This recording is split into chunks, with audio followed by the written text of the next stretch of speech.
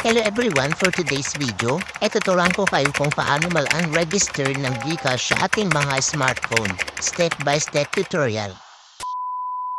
Buksan po natin ang ating GCash app at ilagin ang ating GCash number.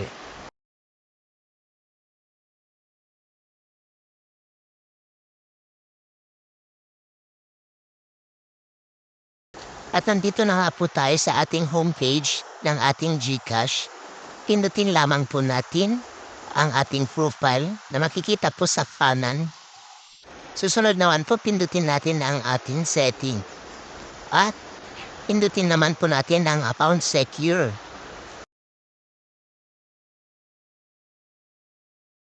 Pagkatapos pindutin po natin ang arrow down. Makikita po natin ang ating phone. At click unregister phone. At ayan na nga po, nakikita po natin sa may pinakababang bahagi po, makikita po natin doon ang option na yes, unregistered. Pindutin lamang po ang next para po sa ating selfie verification. Pagkatapos po, antayin lamang po ng ilang sandali at ayun na nga po, you have unregistered this phone. Login to GCash. So, pwede na po natin login ang ating ibang GCash account number.